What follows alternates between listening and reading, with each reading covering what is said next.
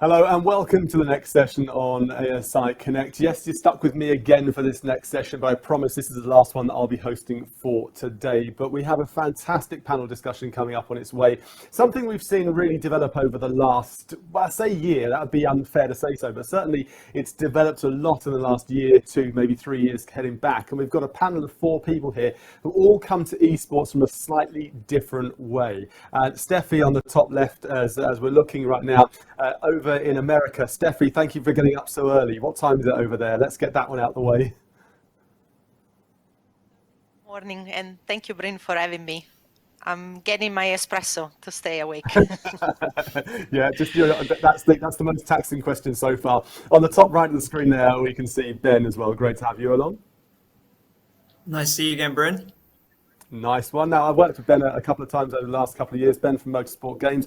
And let's also introduce Niall and also Chris too, Chris Harfield. Now, the panel here, as I say, all come across motorsports and esports from a different direction, really. And first of all, I think if I go to each and every one of you, get you to introduce yourself and tell us really a brief backstory of how you got to where you are in 2021. First of all, let's start with Steph. If we go to Stefy. Hi everyone, my name is Stefy Bau. I am a former 3-time women motocross world champion. So my heart and soul is into motorsport, 2 wheels, but of course 4 wheels as well. And yes, about a year and a half ago, maybe 18 months ago, decided to create Init Esports with 2 female co-founders, also coming from the motorsport world, and dived into the esport arena and specifically focusing on what we know, which is the 2-wheel part. We are the official promoter for the AMA, which is the American Motorcycle Association. And then, really focusing on diversity and inclusion because it's important to me personally and to our group. And we're going to try to do everything we can to increase the participation of women and everybody in reality into esports. Now, before the conversation happened, there was an off-air chat really about how motocross and bike esports can really be taken advantage of. We will come to that, I promise, in just a little bit. But we've got a Chris now. Chris Harfield, tell us a little bit about yourself and also about WH Sports Group too.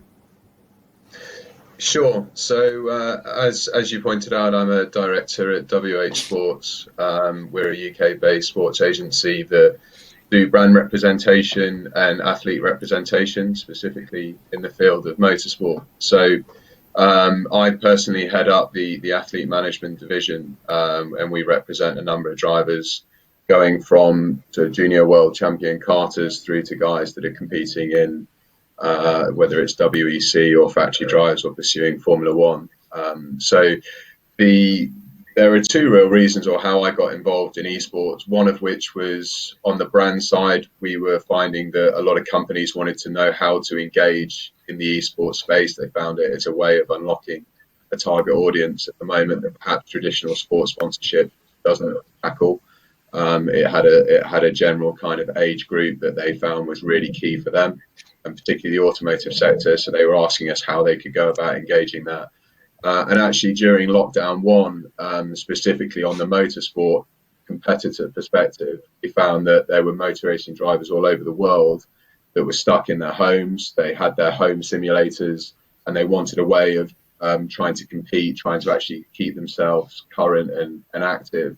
And we put on a esports simulator racing series where we basically had current Formula One drivers racing against either ex-F1 drivers all the way through to the 14-year-old karters. So it was one of those really interesting ways that you could get generations, different disciplines in motorsport, and everyone competing against each other. And it was a big hit. We managed to sell the rights to BT Sport, who actually were the first company to ever display simulator racing live on UK TV. The production side was a bit interesting, as you can imagine, because we had everyone, the production crew, obviously you're in a studio here, it was people that were, having to commentate remotely, and it was amazing how we did it. And we had Rubens Barrichello racing his son, Juan Pablo Montoya racing his son, which is one of those great things. People always say, I wonder if a racing driver of years gone would be able to sort of live with these current guys. Well, that was the platform we created. So that's a sort of a brief. That's me. That's my connection to the esports space. I look forward to addressing any questions that anyone may have on that subject. Yeah, great. If anybody has got any questions, by the way, on the platform, you can write your questions in. They will be delivered through, so we'll try to get through as many as we can. I know in the isolation series that you ran, you were talking about there on BT Sport that Chris McCarthy, a colleague that I work with, and I worked with Ben actually as well in the Mon Esports series. He was part of that too. So esports is something that has massively grown. Ben, I'll come to you in just a few seconds actually at Motorsport Games, but first of all, if we go to Niall.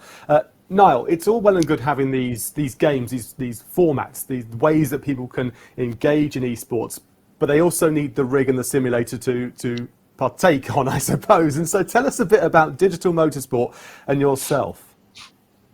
Thanks, Bryn. Yeah, so digital motorsports was a brainchild back in late 2017, early 2018, between myself and my co-founder Rob King. At that time, we were competing in an open endurance series in real cars, and we decided to look at the skill set that we had, which was in technology, and we started to use the data, the telemetry. We built a simulator center at Mondello Park, specifically designed to help people transition from motorsport into esports.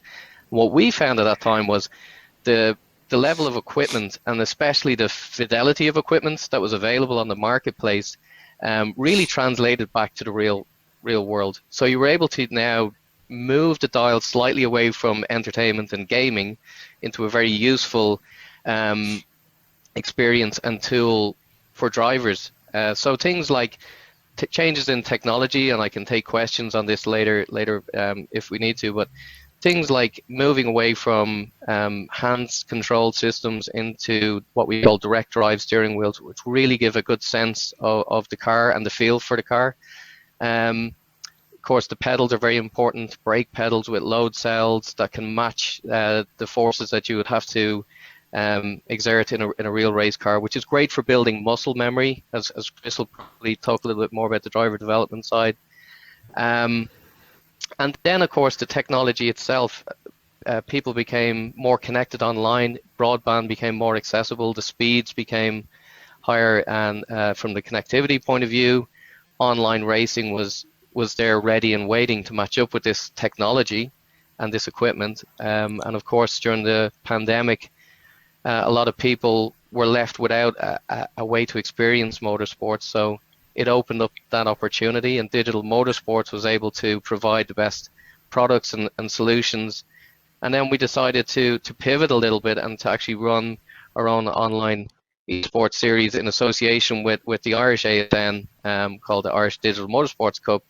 And this weekend we're very proud to be launching the European Digital Motorsports Cup, which it will see 10 other ASNs across Europe as well. So I'm involved in that organizational governance side of things as well. So I can take any questions on that, but really, Bryn, I'm just really excited to see this panel and what we can discuss today and what we can get through. On to Ben, thanks for that, by the way, Niall. Ben, when it comes to Motorsport Games, I think at the moment you can't open any form of newspaper or online paper to see that Motorsport Games hasn't acquired a new company or is not growing in some way. I know there's the announcement of the new purchase, which we'll come to in just a little bit. But tell us a bit about you, how you got to be where you are at Motorsport Games, because when I first encountered you, it was a completely different setup, wasn't it? Right, it's kind of a long story. I'm not sure if I want to bore you with all the details. Very generous. It's been a long journey. I've been working on the virtual motorsport space for quite some time. Initially by creating experiences in a simulator center, I guess similar to Niall, but I've had one going since 2015. And then from there, we started broadcasting and making competitive esports events. and that ensued with some opportunities. We worked with McLaren on World's Fastest Gamer, we worked with Nissan on a couple of things, and then eventually was brought into Motorsport Games to really make the circle complete, so that there was an ecosystem that was around media, around games, around competition, and just making sure that the whole ecosystem comes together. Like you said, there's a lot going on in Motorsport Games. Esports is and competition is absolutely at the heart of it. It's one of the key verticals that we measure ourselves by. And certainly over the last year, we've made a lot of progress with rights holders, working with some of the biggest ones. We delivered the World Rallycross Esports series, both on linear and digital platforms. Most notably, you probably recognize the Le Mans Virtual Series, which I would argue is probably the biggest racing esports event of all time, with over 20 million viewers across the globe.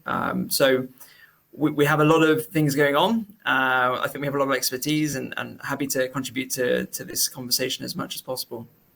Yeah. Now, I've got a couple of questions already come in. I will come to the questions, I promise, as we get nearer to the end. So, Thomas, you've got in touch really particularly and specifically about one point, and I will come to that, I promise. But when it comes to esports, as somebody who comes from circuit in real life racing, circuit racing, and from presenting it, when I first came and spoke to Ben when I was hosting the Le Mans Esports Series back in 2019 at Le Mans, one thing I was, I suppose, naive about was what I was actually stepping into.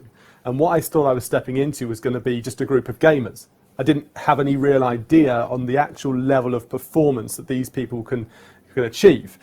So, Stefy, if I come to you, what would you say are the big benefits when it comes to esport as a collective? Well, eSport is an opportunity and a platform to really bring everybody together. We were able to demonstrate it with one of the events that we did this year called Race Me, where we got athletes from different sports coming together and play on a sim. And with that, with gamers, so some of them were athletes, some of them were professional gamers, and it was just magic. So for me, the most important thing is that eSport and sim racing in particular give really a chance for everybody to entertain a career. And it's not a career only in gaming. You don't have to become just a professional gamer, but it has been proven from studying that especially women, that they started with video game, they are three times more likely to entertain a career in STEM. So it really opens up so many different opportunities to feed the motorsport industry, just coming from a fun and not threatening world at the beginning, and then move toward becoming a consumer of the industry. So it is very interesting, and that's why a lot of companies are starting to pay attention to sim racing and esports.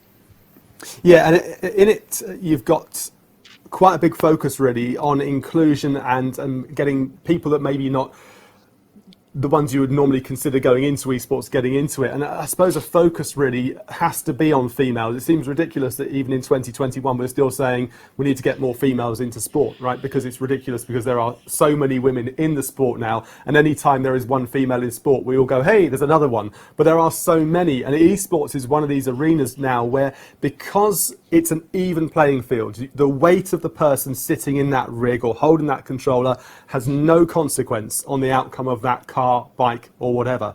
So how do you help drive females into what traditionally with motorsport has been a male-dominated industry?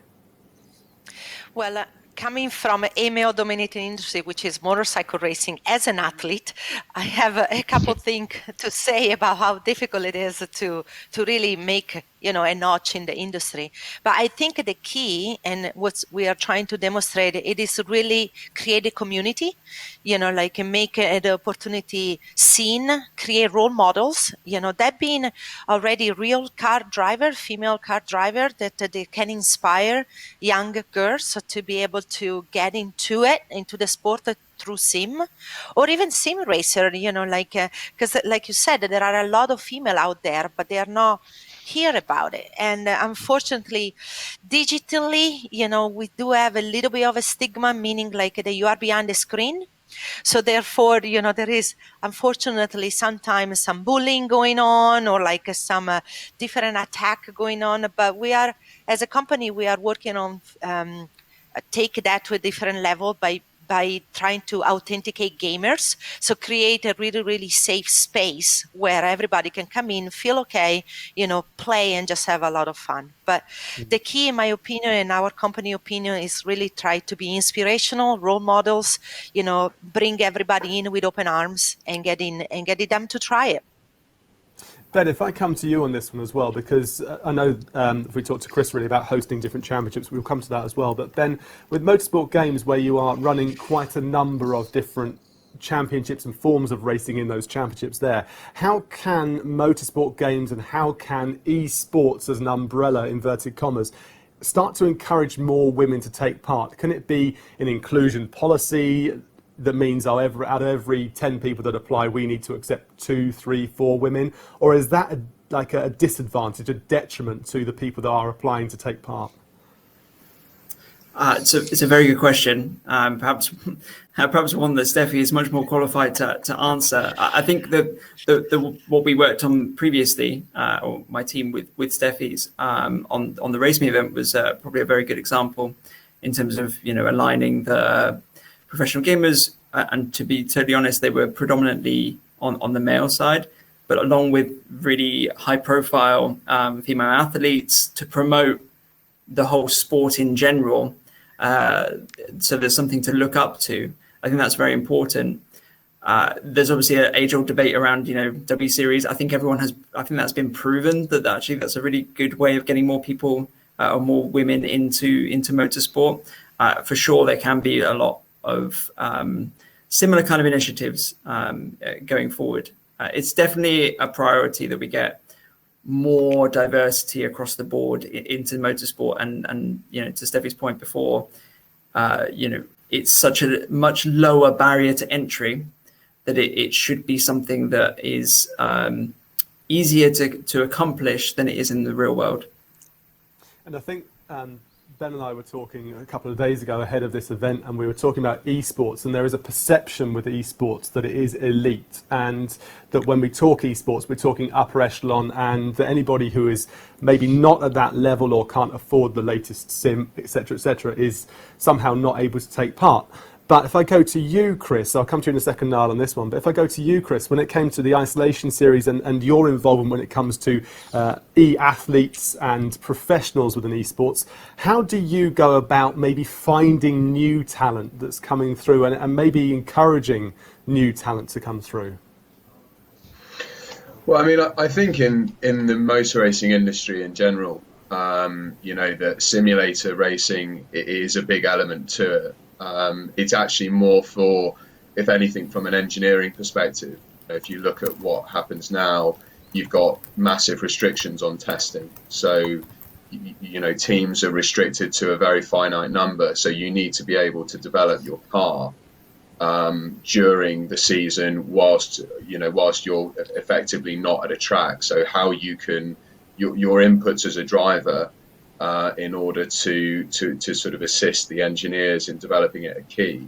So that's something which if you imagine 10 years ago, was being a competent simulator driver something which an F1 team would kind of either perhaps mark you up or down for. You'd probably be like, well, no, what's that got to do with anything? Whilst now it really is. In fact, you have teams, Formula One teams, that have simulator drivers that are always on the simulator at exactly the same moment. That FP1 starting in Australia, they'll be getting their sim drivers in with exactly the same setup, with exactly the same track conditions to try and replicate it. So as soon as if you like, FP1 finishes, they can try and continue development from between FP1 to FP2.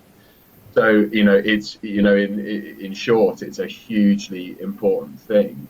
To be able to be very, very consistent, to have the same inputs each time, and to be able to give accurate feedback, and actually try and sort of help the engineers get the model right on the simulator. Tire modeling is huge. So being able to say exactly what what's happening to the car and what sensations it's feeling in real life, and then trying to replicate that because naturally, if you want to make engineering changes, you've got to be able to change something on the simulator and it do exactly the same thing as if it would do in the real life. And that's such a tough thing to replicate. But it's finding drivers from simulator, which I think was your question. I think for me that sim racing is something which is obtainable for everybody. Motor racing is elitist. I appreciate, there were comments about diversity into sport. For me, the biggest barrier in motorsport is just the cost of it. And this is a way of saying, well, actually, let's find a way to give you the ability to become part of motor racing. And if you want to do it as a gamer and enjoy sort of the sporting side from an esports perspective, well, absolutely, that's good for you. If you wanted to develop it further, there's a lot of manufacturers now, whether it be Porsche, BMW, that are trying to build a career ladder system that literally begins in a simulator. So, that there is now, I think, people looking at how do you identify talent? Is there now a real way that you can look at the sim racing world and say, right, well, you need to be literally trying to grab someone from there and seeing if it translates. Yeah, there's a question coming from Donny, and I wonder if my producer can scroll back on the screen for me, because I can't see the question on my screen. It's just sort of dropped off on the top there, and it's all about esports. And this one really, I think, is pertinent to you, Niall, when it comes to creating the Sims itself and the methods that people can use these games. And this is from Donny. He says, having raced with digital motorsports for a number of years and watched the esports genre grow hugely in that time, do you, as the panel, imagine that there will actually become a time where esports is its own genre of motorsport rather than a digital imitation of its real life? So when it comes to Sims, this is why I come to you on this one, Niall. When it comes to Sims, is there a way maybe that because it's esports, and yes, it is replicating real life, that it can diverge away from that and real life G-force and all the different characteristics upon the car that the person is driving become an irrelevance almost, because you can make your own, your own gravity levels, your own traction, your own power, your own whatever? It's a great question. I didn't see you sent it in, but thanks for that. So as Donny. This is really it's really an area that is close to my own heart, and it's something that I've been working very closely with the FIA actually, and there's a commission set up now specifically around digital motorsports to actually look into this area of establishing a dedicated discipline. So to just give a quick breakdown of and I'll be interested in seeing what the rest of the panel think, but we've developed a digital licensing package in partnership with Motorsport Ireland, which is the ASN in Ireland, and we're really trialing that because a huge part of this, and I'm sure everyone on the panel and especially with what Stefy had been saying, is can identify with being a driver. And I think that that's the most important part of this community piece that Stefy was calling out as well, is to break down these barriers between a gamer and a driver, or a fan or enthusiast. My vision and our vision in digital motorsports is that this will become a discipline. If it hasn't already, it will certainly do in the next 2 to 3 years, where we'll be looking less of how real is it compared to real world motorsports, and we'll be just looking at it as a dedicated discipline itself, where you use a simulator, you're connected to an online server, and it's virtual or digital in its true sense.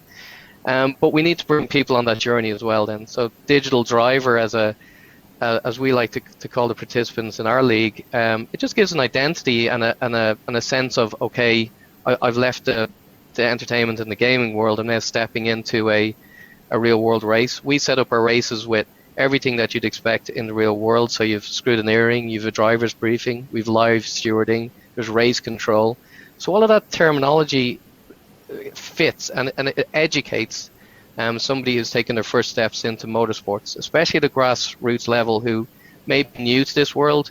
And as Chris was saying, it is quite elitist in terms of costs and the costs associated with getting into it. But to answer this question, and I appreciate it, is I don't think we're on a trajectory towards trying to replicate as much the real world as we can. In digital motorsports, we're trying to set up a completely new discipline, which is unrestricted by the bounds of, like you were calling out, like how real can it be in a wet weather race, night transitions, G-forces on the body. It's like, well, no, let's take the good things that are available today and make the best possible sport out of that. I hope that answers the question. No, it really does. I remember reading an article by, I won't say who it was, but a very, very well-known Formula One racing driver who says that he really loves gaming, but he doesn't do motorsport gaming. And the reason is that when he's in a car, he relies on all the feedback that the car gives him. And if he sits in a rig and races on that rig, then maybe that will mean that when he gets in the car, he loses that feel. That's one person that said that. When you look at motorsport across the way, and I think last year it really showed it, didn't it, with how esports has moved on, the amount of top-level elite motorsport athletes that stepped into a rig, some of them did okay, but you compare them to an esports racer, I mean, these guys are just phenomenal. So it is quite interesting to see the parallels. We've had another question in, Niall, that was the flip of that one. How can we make these sims more realistic? So it's a real problem, isn't it, that there's this fine balance. Some want more, some want less. I think, Ben, if I come to you on this one, how do you identify which direction to go when it comes to the competitions that you're choosing to put out there, who you're trying to appeal to? We've talked about some of the successes, I think, really in esports, but what are the hurdles that you still have to overcome? Yeah, I mean, when it comes to putting on a competition, you have to think really carefully about what it is you're trying to achieve. So is it mass participation? Is it mass viewership? What are the tools you're using? What kind of broadcast tools have you available? What game are you using? So it depends, and it's a fine balancing act. You know, something like Le Mans Virtual on a very serious platform like R Factor 2, you have to take it down that very serious route of, hey, here are these rules. You know, we collaborated with Eduardo Freitas in race control, so we had our esports race control, and we had our real life sporting race control, which was a really wonderful collaboration, and the same with the sporting department at the ACO and WEC. Whereas on some of the slightly more casual games, you probably would have some sporting regulations, but slightly less strict, slightly less replays. It really depends on the game design and what it is you're trying to achieve. So there's a lot of different parts that you're weighing up when you create a competition. So with that in mind, and I'm going to stick with you for a second, Ben, I'm sorry, but sorry to the rest of the panel. That's but with that in mind, why, as a company with Motorsport Games that has started to develop more games, I know that there's the American side that's doing the NASCAR game, you've got British Touring Car, there's now the reveal of the Le Mans game that's in development as well. Why would a game developer or a publisher even bother focusing on esports when it seems that you open one door, 3 or 4 will close, or you just, the rabbit hole is just quite extensive, isn't it, with the way it's going to be received? I think that's a brilliant question, and the reason why I say it's a brilliant question is because actually, and as someone with the job title head of esports, we need to think a little bit more outside of esports, and it's competition for everyone. Esports for me, even right now, I look at it and go, hey, that's the 0.001% of very, very good competitors. And a lot of the time that makes very, very good watching and TV or, Twitch viewing. It is something that you expect to see already and relatively similar to what you would see if you were tuning into real life motorsport, but we can do some extra bits and pieces. Actually, the competition structures overall are something that we're very focused on in terms of how do we get people from the bottom, how do we rank people, how can people find these pathways to the top, how can we make it as easy as possible? So there's integrated experiences within games. There's license structures like Niall mentioned. Those are interesting, but how can we make them accessible and not expensive or something that's hard to obtain through lots of different tests that aren't fun or gamified? The structure of motorsport competition or digital motorsport competition is very important because there are so many different games, there are so many different rights holders, so many different publishers. it would be great for us to kind of get towards standardizing, creating a better way for everyone across the whole fragmented space, so that we can, create something a bit more special and more accessible to all of the gamers. So right now we've got these very high-level, top-tier events that are doing very well on the sponsorship side, the viewership side. But actually, let's see what we can do to open that up to more and more people. And I suppose there's parallels with football and with tennis, etc. With tennis, we look at a seeded system, and some way with the seeded system is actually it's very hard to break into, say, the top 16, because the seeding system means you are only ever going to hit those top 16 players very early on, so you get eliminated. So you can't ever really make that step forward. At least with things like football, there are multiple leagues, so whether you're an elite player or not so elite player, you can still compete with like-for-like competitors, for want of a better word. Stefy, when we talk about the problems to overcome, maybe it's not really a problem, but the lack of focus maybe on a sport that you love, so bikes, motorbikes, motocross, etc. How is the e-sports world moving into that area, or have they simply put the brakes on and said, we're not touching it?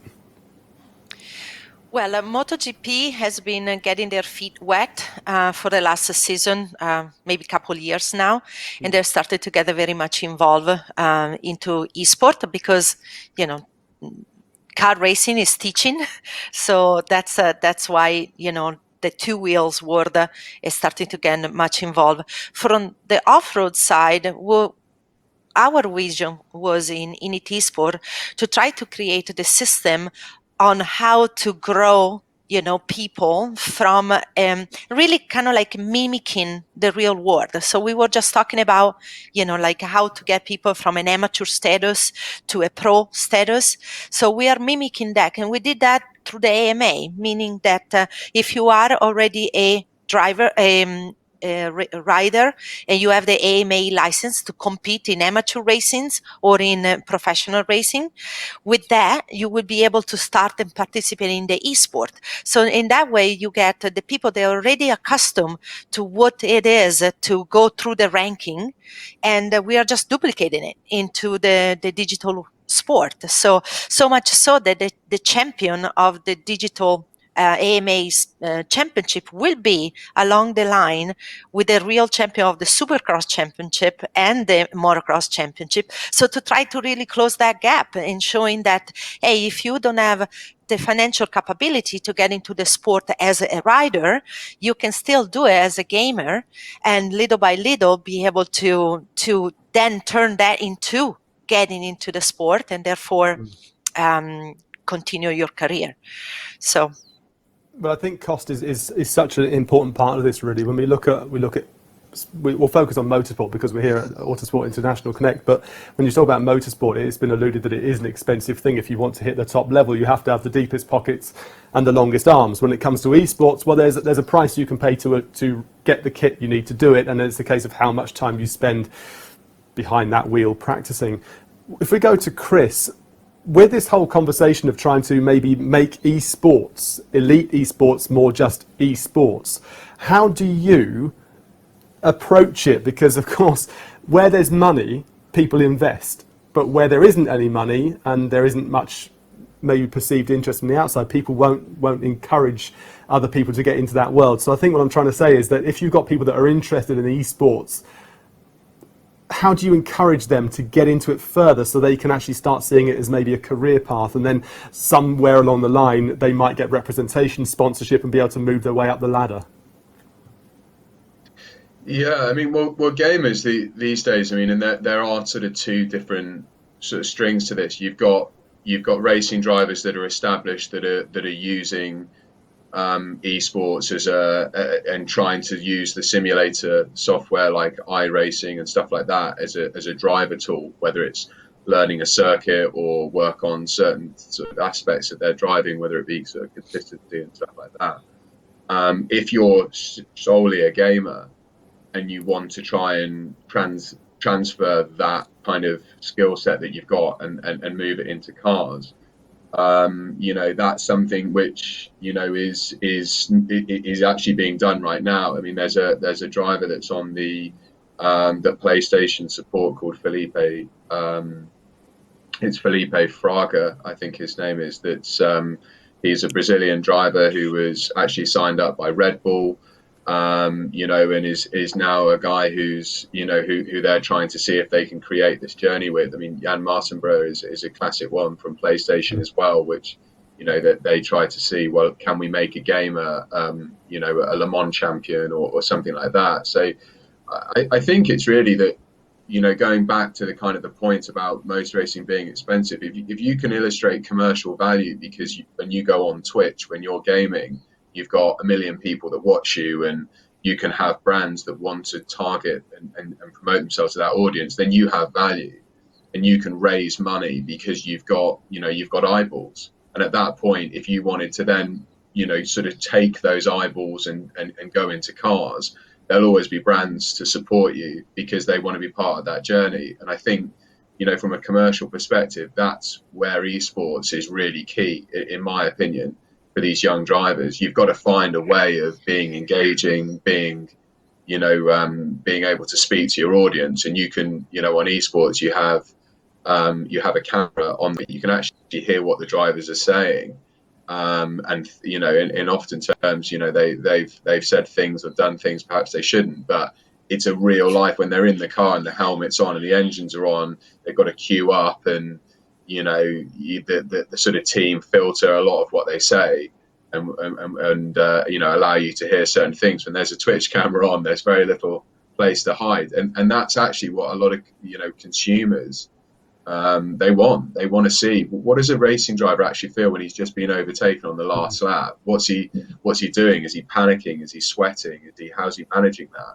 And that's an aspect of it that I think is really interesting. And from a commercial perspective, brands do as well, and they want to be part of that. And as long as they want to be involved, the drivers will have the ability, if they want, to transfer their skills onto the real thing. Yeah, it's such an interesting one to see how sim racing can move onto a track, and can it be a transferable skill? Clearly, it's a similar skill, but then when you put the metal on metal of a racetrack and cars side by side, it then becomes slightly different because you're bringing in other elements. So it's how people develop, and I guess people develop at different rates and in different stages. Just talking about the appeal, really, and broadening it and making these events sort of open to other people. Ben, when we look at ASI last year, you had Dirt Rally, you had this big event with a stage and people sitting there watching this event happen. And I think that for me was one of the big keys, that you can have all the competitors in one room, you can have an audience sitting on tiered seating watching what's going on, and all of a sudden it removes a helmet and it becomes something that everyone can get on board with. You can say, I'm going to support that guy or that girl. Well, we've lost Ben's sound. I'm not sure why we've lost Ben's sound, but there we go. Sorry, my fault. Sure. I muted myself. I didn't want to. I think I coughed at one point. Sorry, my apologies. Remember when live events were a thing? That was great. Yeah, we really enjoyed that last year, having a big crowd and around the esports arena and broadcasting live at the same time. It was very, very special, and something that I hope that we'll bring back to ASI next year. That'll be great. We'd like to move the space on. I think we made big strides at last year's ASI, and I think going forward we'll do the same. But to your point on the humanizing elements of esports, when we're live with a real motorsport event, like you said, the helmets are on, we can see the external shots, maybe they're on boards, but we can't see the feelings and we can't see the emotions processed at the same time. If anyone wants a great example of how humanizing esports can be, check out either the Dirt Rally World Finals from a couple of weeks ago, or from last year, like Bryn said, where we've got cameras on the drivers as they complete their final stage for the championship, for a big check of money, and you can see them watching the other competitors. You can see their emotions as they make mistakes, or they take the corner wrong, or whatever it is. We had a lot of drama of that, and that is the real part of how we can make esports different but the same to real world. we can get that emotion a bit more, and that is the job of the production team to bring that out in the high level esports competitions. It was something that was very well done at Le Mans as well, with all the onboards. It was from a regulatory standpoint as well, that we had to make sure that the right people were driving. Let's not get into that topic right now. And some fairly famous things happened last year. But actually, those onboards were also super useful to humanize the racing at the same time. So it's something that, whilst we're in this digital world, we can still bring those human elements through, and it's very important to all of us. Yeah. Listen, I'm afraid we're going to have to wrap this session up right now. It's a shame, because I think we could be talking about this until probably tomorrow night as well. But Stefy, I'm going to let you disappear off and just have a little lie down now, because I'm aware it's very early in the morning. But thank you very much to the panel there. First of all, to Stefy Bau. And if you'd like to find out more about Init Esports, I'll give you the details in a second. But Stefy, thank you. Thank you very much as well to Chris, down there on the bottom left-hand side of the screen you're looking. That's Chris Harfield from WH Sports Group. Then we've got Niall on the bottom right hand side of the screen, Niall Maher, the MD at Digital Motorsport, and finally to Ben Rossiter-Turner from Motorsport Games. Thank you very much indeed. There we go. That's the awkward Zoom goodbye that we all have seen over the last while. But thank you very much for that panel. Thank you very much for all of your questions as well, for getting in touch. I know we didn't come to questions one by one, but hopefully we got most of those points ticked off along the way. Really is an interesting topic, isn't it? Esports, and how it's going to develop over the next few months, years, and beyond. If you'd like to find out more about any of those contributors, you can find them on the ASI Connect app. You can find it on the desktop too. Or you can also just go onto motorsportgames.com, and you'll find all about what Ben's been up to, really, and how that part of the company is, or how that company is absolutely expanding at a quite exhilarating rate. Niall Maher, the MD of Digital Motorsport, go to digital-motorsport.com. Stefy Bau, if you'd like to find out about Init Esports, it's Init, I-N-I-T, esports.com. And Chris Harfield, if you want to find out about the WH Sports Group, it's wh-sportsgroup.com.